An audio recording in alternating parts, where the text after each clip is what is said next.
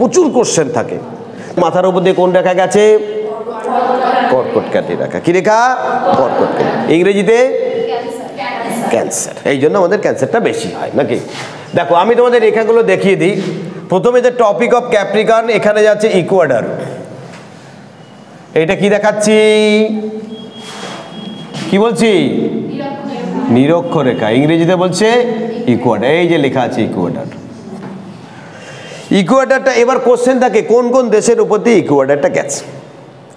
আর যাই হোক, ভারতের উপর দিয়ে কি ইকুয়েডর গেছে? নেই, কারণ ভারতবর্ষে এই যে ভারতবর্ষের উপর দিয়ে ইকুয়েডরটা যায়নি। তাহলে ইকুয়েডরটা কোথা দিয়ে গেছে? ইকুয়েডরটা গেছে কোন কোন দেশের মধ্যে? দেখো প্রথমে আমরা যদি দেখি, এখানে কুইটো এবং দেশটার নাম ইকুয়েডর। তারপরে কি আছে? কলম্বিয়া আছে, তারপরে ব্রাজিল আছে। Very good. তাহলে আফ্রিকার মধ্যে আমরা একটা, দুটো, তিনটে দেশ পেলাম। চলে আসি, সরি তোমার কিছু বললেন না যে এটা কি? সাউথ আমেরিকা অর্থাৎ দক্ষিণ আমেরিকা। তারপর ঢুকে গেলাম আফ্রিকা। আফ্রিকার মধ্যে গ্যামন, গ্যামনের পর কঙ্গো, তারপর হচ্ছে কঙ্গো রিপাবলিক, তারপর হচ্ছে কি এটা কি উগান্ডা, তারপরে কেনিয়া, তারপরে সোমালিয়ার কিছু অংশ। তাহলে চলে গেল প্রথমে সাউথ আমেরিকা, তারপরে আফ্রিকা, তারপর চলে এশিয়া। এশিয়ার কোন কোন দেশের উপর দিয়ে ইকুয়েডর মতলব বিষুবীয় রেখা গেছে? Very very important. প্রথমে আছে সুমাত্রা, তারপরে বর্নিও, তারপরে এইসব ছোট ছোট দেশগুলো কানেক্টেড আছে, যে দেশগুলোকে আমরা একত্রে বলি ইন্দোনেশিয়া। কি বলি? ইন্দোনেশিয়া। Indonesian archipelago. আর্কিপেলাগো মানে দ্বীপপুঞ্জ। ইন্দোনেশিয়ায় ছোট ছোট ছোট ছোট প্রচুর দ্বীপ আছে। তাহলে তোমরা দেখলে যে এখানে কিন্তু দুটো মহাদেশ একদমই নেই। দুটো মহাদেশ কি, তিনটে চারটে মহাদেশ একদমই নেই ইকুয়েডরের সঙ্গে। প্রথম কথা, উত্তর আমেরিকা কি ইকুয়েডর আছে? নেই। ইউরোপ কি আছে? নেই। এশিয়া আছে। তাহলে কোন কোন মহাদেশের উপর দিয়ে গেছে? এশিয়ার উপর দিয়ে গেছে, আফ্রিকার উপর দিয়ে গেছে, দক্ষিণ আমেরিকার উপর দিয়ে গেছে। এবার দেখি আমাদের উপর দিয়ে কে গেছে। আমাদের উপর দিয়ে যে গেছে তার নাম হচ্ছে কি? এই দেখো লেখা আছে টপিক অফ ক্যান্সার অর্থাৎ কর্কটক্রান্তি রেখা। এই যে কর্কটক্রান্তি রেখা টেকে দিচ্ছি। সাহারা দেশটার নাম আফ্রিকার উপর দিয়ে গেছে, সৌদি আরবের উপর দিয়ে গেছে। এই দেখো ইন্ডিয়া একদম তোমাদের মাথার উপর দিয়ে বেরিয়ে গেছে, তাইওয়ানের পাশ দিয়ে টপিক অফ ক্যান্সার। এই যে দেখো টপিক অফ ক্যান্সার। দেখলে খুশি? ব্যাস, অর্থাৎ টপিক অফ ক্যান্সার আমরা পেয়েছি। এই টপিক অফ ক্যান্সারটা থেকেই আমি আস্তে আস্তে চলে যাব এশিয়ার মধ্যে। আচ্ছা বলো তো দেখি, ছোট কোশ্চেন, কাকে আমরা সূর্য উদয়ের দেশ বলি? জাপান। জাপানকে বলা হয় নিপ্পন বা সূর্য উদয়ের দেশ। কিন্তু সূর্য আগে কোথায় ওঠে জাপানে? তোমরা মনে পড়ে না? হ্যাপি নিউ ইয়ার বিকাল 7:30 বাজে চেঁচাচ্ছে হ্যাপি নিউ ইয়ার বলে। কোথাকার লোক? একটা জায়গা, তার নাম হচ্ছে অকল্যান্ড, নর্থ আইল্যান্ডে, এটা ওয়েলিংটন, এখানে কিন্তু পালিত হয়। তাহলে আমরা যতই বলি জাপান নিপ্পন সূর্য উদয়ের দেশ, এ ঠিক নেই। সূর্য পাইলে হচ্ছে ফার্স্ট সবচেয়ে বড় মহাদেশ।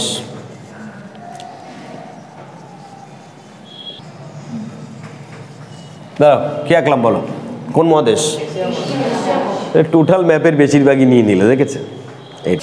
ইউরোপ ছোট হতে পারে কিন্তু কি ঘ্যাম আছে? ছোট হতে পারে কিন্তু ঘ্যাম আছে। পৃথিবীর সবচেয়ে বড় বড় ধনী ধনী দেশ, শান্তির দেশ সব ইউরোপে আছে। ব্যাস, তাহলে মহাদেশ আমরা, তাহলে এশিয়া পেলাম, ইউরোপ পেলাম। এটা কোন মহাদেশ? আফ্রিকা। আফ্রিকাকে আমরা কি বলি? অন্ধকারাচ্ছন্ন মহাদেশ। কেন বলি? ওখানে সূর্য ওঠে না। আফ্রিকার প্রথম কারণ হচ্ছে আফ্রিকার বেশিরভাগ জায়গা হচ্ছে জঙ্গলে আর কি মরুভূমিতে আবৃত। আফ্রিকা আমাদের সঙ্গে কানেক্টেড ছিল না, আমরা আফ্রিকাকে খুব বেশি চিনতাম না, কিন্তু পরবর্তীকালে আমরা চিনি। তাহলে এটাকে বলছি আমরা আফ্রিকা। তাহলে এশিয়া পেলে, ইউরোপ পেলে, আফ্রিকা পেলে, তিনটে কানেক্টেড পেয়ে গেলে এইবার আমরা দূরে আস্তে আস্তে যেতে শুরু করি। প্রথমে কোথায় যাবা? পুরা আমেরিকা যাবে বলছে, ঠিক আছে? আমেরিকা গেলে পরে পয়সা কড়ি বেশি পাওয়া যাবে। আচ্ছা আমেরিকা চলে যাই তাহলে, ভালো লাগলো, তোমরা যেটা চাইবে তার বাইরে গিয়ে লাভ নেই।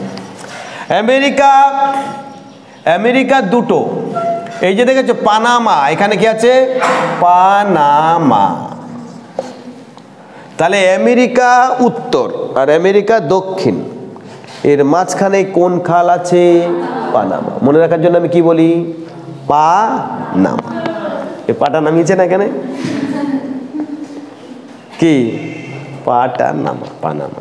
এই পানামা খাল কাটতে গিয়ে যে কি ঘটনা ঘটেছিল সেই নিয়ে ইতিহাস অনেক দিন আলোচনা, তোমরা চাইলে নিজেরাও পড়ে নিতে পারো যে পৃথিবীর ইতিহাসে এই পানামা খাল করা একটা অত্যন্ত কষ্টজনক ঘটনা। যাই হোক, এই পানামা দুজনকে আলাদা করেছে এবং এই যে যে মহাদেশ তার নাম হচ্ছে উত্তর আমেরিকা, অর্থাৎ নর্থ আমেরিকা।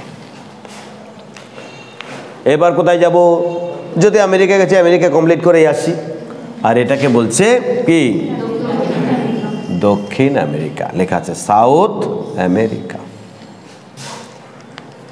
আচ্ছা দেখো, আমরা কানেক্টেড ছিলাম না এই সব মহাদেশগুলির সঙ্গে, তাহলে দেখলাম কটা পেলাম, 1 2 3 4 5। এবার কি, এবার কি চাই, এবার চাই 6 এবং 7। চলে যাও অস্ট্রেলিয়া, অস্ট্রেলিয়ায় চলে যাও 6। তাহলে পৃথিবীতে 6টি মহাদেশ আছে। আমরা যে 7টা কোথায়, আরেকটা কোথায় আর নেই, কোথায় আছে, ভেরি গুড, এই একটা মহাদেশ যেখানে এখনো কেউ স্বাধীনভাবে বাস করতে পারছে না, 7 নম্বর। কিউকি এখানে স্বাভাবিকভাবে বাস করা খুব মুশকিল, তাই এটাকে আমরা বাসযোগ্য হিসাবে মনে করি। এখানে কিন্তু গ্রাম আছে, এখানে ফুলকপি চাষ হয়, এই টোটালটাই গবেষণা করার জন্য এখানে বিভিন্ন দেশের লোকজন যায়। তাহলে কটা মহাদেশ পেলে, 7টা। তাহলে তুমি যদি মনে করো গ্রিনল্যান্ডকে মহাদেশ করবা, 8 নম্বর। তুমি যদি বলো গ্রিনল্যান্ডকে করলাম, তাহলে মাদাগাস্কার কি অপরাধ করলো, হ্যাঁ, তাহলে 9 নম্বর। যেটা বলছিলাম, এবার এই মহাদেশগুলি তোমার পরিচয় হয়ে যাওয়ার পরে আমার মাথায় রাখতে হবে যে কিছু কিছু জায়গা আমরা কিন্তু জানতাম না। কেন? প্রথম কথা, আগে তো এরকম ছিল না, প্লেনে উঠলাম চলে গেলাম। অর্থাৎ এখন পৃথিবী এগিয়ে গেছে, তখন তো আমরা কানেক্টেড ছিল না। আমরা আফ্রিকার সঙ্গে যোগাযোগ করতে পারিনি, কেন? কারণ আফ্রিকার এই বিস্তীর্ণ অঞ্চল জুড়ে কি আছে, কি আছে, এই সাহারা মরুভূমি থাকার জন্য আমরা আফ্রিকার সঙ্গে কানেকশন করতে পারতাম না। এ দেখা যাচ্ছে, হ্যাঁ এবার দেখা যাচ্ছে। আচ্ছা, প্রজেক্টরটা চালালে ভালো হতো গো। আচ্ছা নেক্সট, আফ্রিকা আমরা দেখতে পাচ্ছিলাম না, কানেক্টেড ছিল না। সমুদ্রপথে কানেকশন না থাকার জন্য অস্ট্রেলিয়ার সঙ্গে কানেকশন ছিল না। এখান থেকে তোমরা জানো যে স্পেন, স্পেন কোথায়, এই যে স্পেন থেকে কে, তার নাম কি, কলম্বাস। তিনি চলে গিয়েছিলেন এদিকে, কোথায় বেরোচ্ছিলেন, ভারতবর্ষ চলবেন বলে, কিন্তু ভারতবর্ষ তার দেখা হয়নি।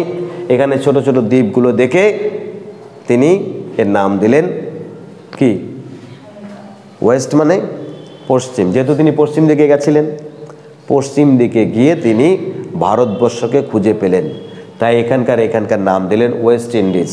কিন্তু আমেরিকা কে আবিষ্কার করেছিলেন, আমেরিকা গো ভেসপুচি। এই আমেরিকা আবিষ্কার করার ফলে আমেরিকা পৃথিবীর মধ্যে একটা উন্নত দেশ। তাহলে এই মহাদেশ, এই মহাদেশ, এই মহাদেশ, এই মহাদেশ আমাদের কানেক্টেড ছিল না, তাই তখন আমাদের যেহেতু কানেক্টেড ছিল যে, তার নাম হচ্ছে জাপান।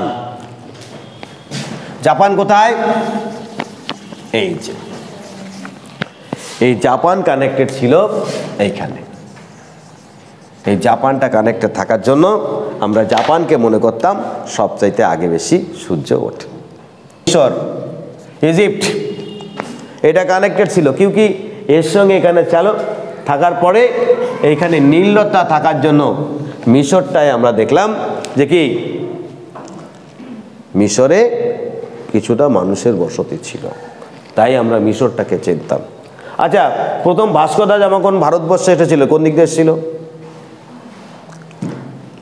ভাস্কো দা আমার বাড়ি হচ্ছে এইখানে, ভাস্কো দা গামার বাড়ি কোথায়? এই যে পর্তুগাল। তিনি কোন পথে এসেছিলেন?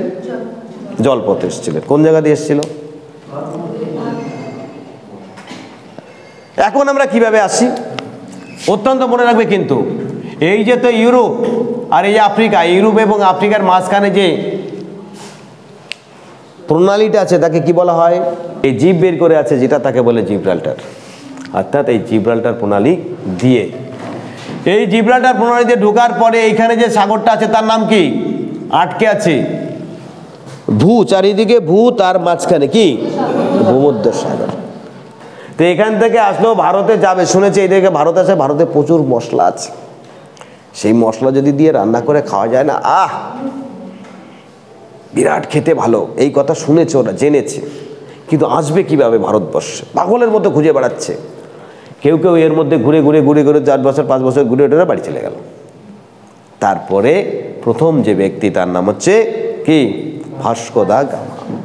উনি বলে দেখি কি করি, যাবো যখন তখন যাত্রা শুরু করি। পর্তুগাল থেকে আস্তে আস্তে আস্তে আস্তে আস্তে আস্তে মাদাগাস্কারের মাঝ দিয়ে এখানে গিয়ে এই যে কালিকাট বিমানবন্দর, বিমানবন্দর তাই তো, তা কি বন্দর, এতটা ঘুরে ভারতবর্ষে পৌঁছে গেল।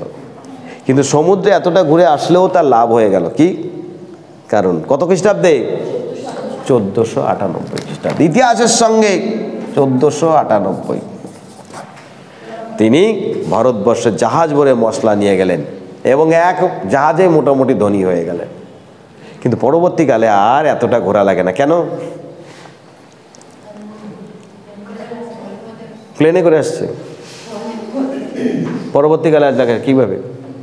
কারণ মন তো মন দিয়ে শোনো, এই যে ভূমধ্য সাগর ঘুরে ফিরে বাড়ি চলে যেত, কিন্তু এখানে দেখো কায়রো, মিশরের পাশ দিয়ে, জর্ডানের পাশ দিয়ে একটা খাল হয়েছে। এইটা হচ্ছে রেড সি, লোহিত সাগর। এইটা হচ্ছে কি?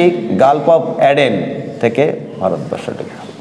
তাহলে এইখান থেকে পর্তুগাল থেকে ভারতবর্ষ আসার রাস্তা এই যে পুরো বাইপাস, যেটা এতটা ঘুরে আসতে হতো সেটা সোজা চলে আসলে শুধু একটা ছোট্ট খাল, সূচের মতো একটা খাল, নাম কি হবে?